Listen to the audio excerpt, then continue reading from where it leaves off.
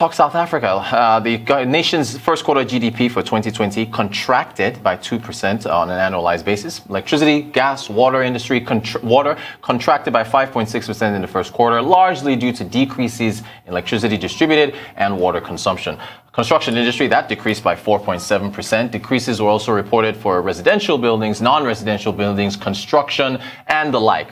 It's a nation facing a lot of issues right now, and the impact of the coronavirus is actually possibly expected to be worse in the second quarter.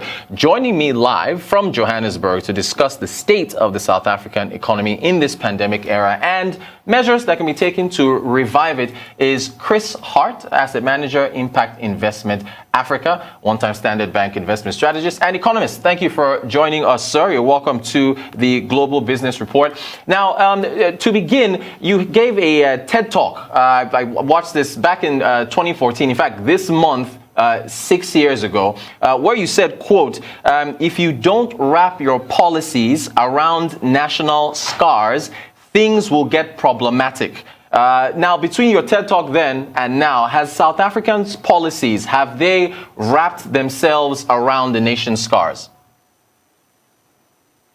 I do believe that that is the case.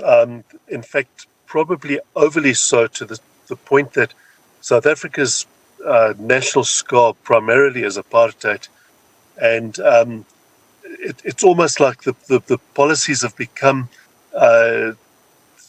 almost idiosyncratic to South Africa, and has imposed costs of doing business in South Africa that really are imposed nowhere else.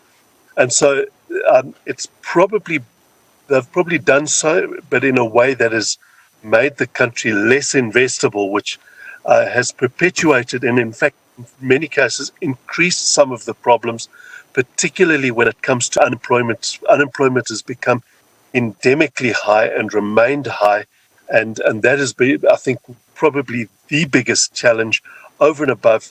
It's probably the new national scar that we've got is unemployment, which is now over 30% and may well rise to even 50% in the wake of this pandemic. Goodness me, 50%. That is huge. And you have been talking about this for quite some time with regards to this being the major priority that the country should focus on. Is the country making unemployment its main priority in your view? In my view, when people talk about it, obviously it's important and people do talk about it, but talking versus actions are there's a disparity between that. So when we look at when policies are put in place, the unemployment is not actually considered. For instance, usually if you say, for instance, if unemployment is the most important priority, you'd say other issues then must defer to that. But what happens is that, let's say, for instance, there's something on the environment. The environment makes the place. Legislation on the environment seems to be more important than employment creation. And so that issue is more important. When health policies come, it makes employment less possible because it raises the cost of doing business, or whatever the case is, it raises regulations or that. And so we face what I call the three ugly sisters: overtaxation, regulation, and then rampant corruption. And those three things have really relegated unemployment in actual fact to one of the lowest priorities in government. And we can actually see that in terms of the actual result. And we're not talking about what people will talk about, because clearly people will talk about jobs and that, but the actual result of what's happening is that we end up with extremely high unemployment, and unusually so, because it's unusual when one compares it to our peers, to sub-Saharan Africa, and also the developed world. It's just something that's extremely high, and now we're facing a crisis, and it's going to go from extremely high to even higher. All right, I do want to follow up on that, because President Ramaphosa, he's talked about youth unemployment and how bad it is, and the stats are showing that youth unemployment, at least between the ages of 15 and 34, make up 63% of the jobless folks in South Africa. But he does have some measures. At least that's what I have here. According to address youth unemployment, I want to get your take if these have been effective. The National Student Financial Aid Scheme, the Presidential Youth Employment Intervention, the National Youth Service, and National Youth Development Agency. Have any of these done anything to address youth unemployment in South Africa? The answer in short, no, because we can see the result is that unemployment is rising.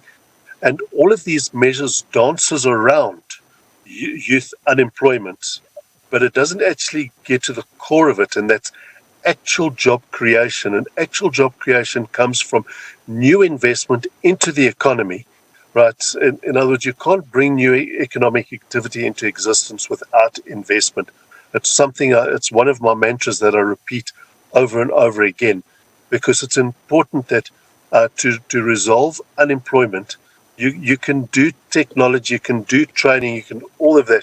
If you don't have investment, it's not going to happen. And you've got to have investment, not even in infrastructure. It's got to be investment into new businesses, because it's enterprise activity that actually creates the wealth and actually creates the jobs. And that's not happening. And all of these schemes really dance around the mulberry bush, but not really deals with the mulberry bush itself to actually create jobs. So you can train people until they're 40, right?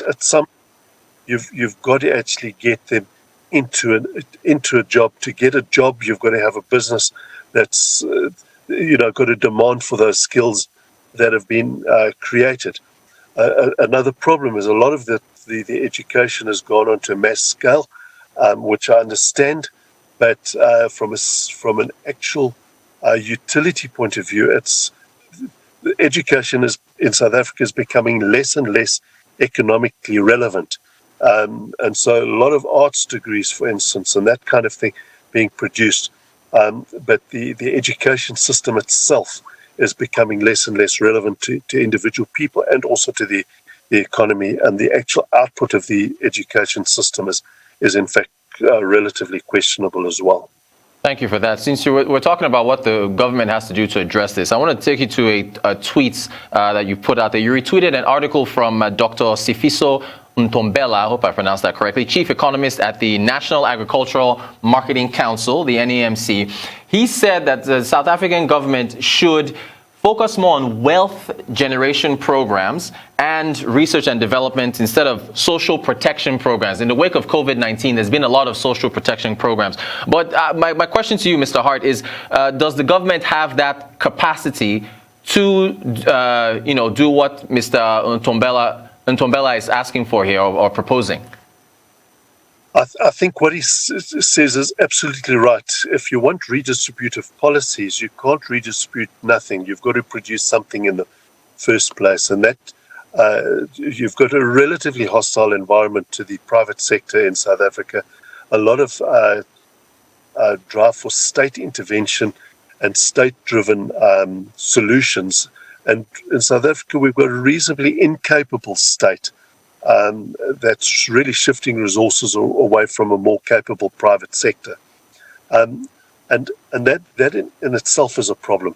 The government's policies are focused towards what I call poverty alleviation, which is, in economic terms, shifting resources to consumption, whereas we need to be focusing on poverty reduction measures, which is in fact shifting resources to investment, in other words, job creation.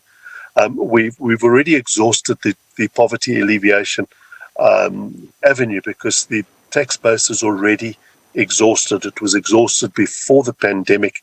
Lockdown measures were taken, and the lockdown measures have further weakened the private sector in terms of its ability to actually get the economy going. Effectively, one of my comments was on what he says: you can't harvest if you don't plant. And very often it's a mistake the emerging markets make in general, but specifically in South Africa. When you tax capital formation, it's like eating seeds. We have too many of these types of taxes that are copied straight from the developed world. Things like capital gains tax, property transfer duty, and property taxes, taxes on death duties. All of these there isn't a single emerging market that can justify that, because to get investment, you need capital, and all emerging markets and frontier markets are capital deficient, and they actually are weak in capital formation.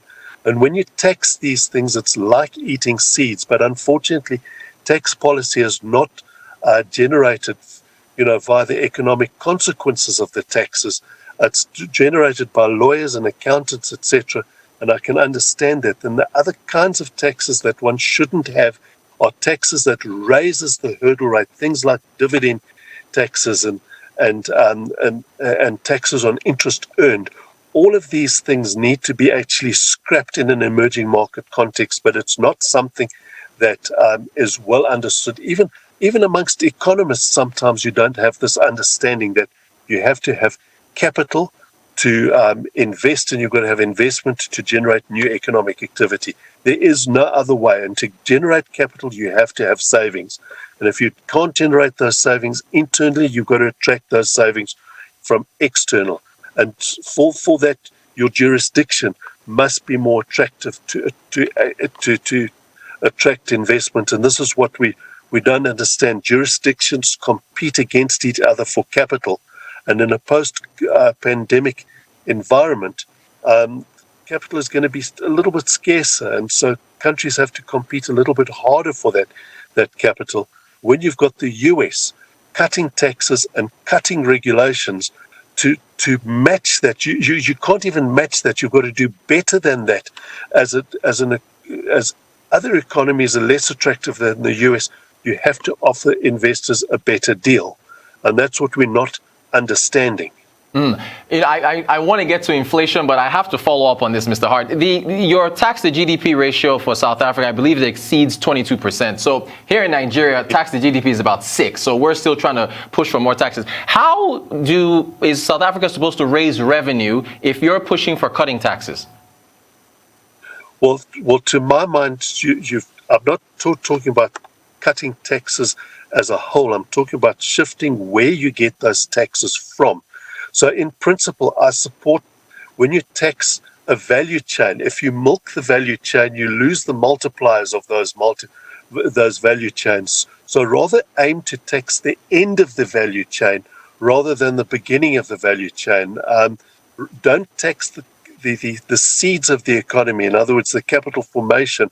Rather tax consumption as opposed to capital formation, so that the tax incentive is, if you save and invest, you can avoid tax. If you consume, you incur tax.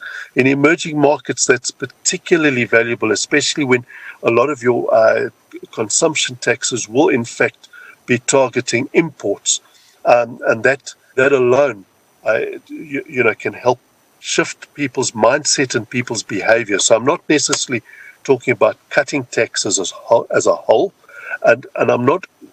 But I'm also suggesting that when one is in a growth hole like South Africa and an unemployment, you could say an unemployment pandemic, right? You need to actually take every single measure you can. And in South Africa's case, you need to actually shift resources back to the private sector.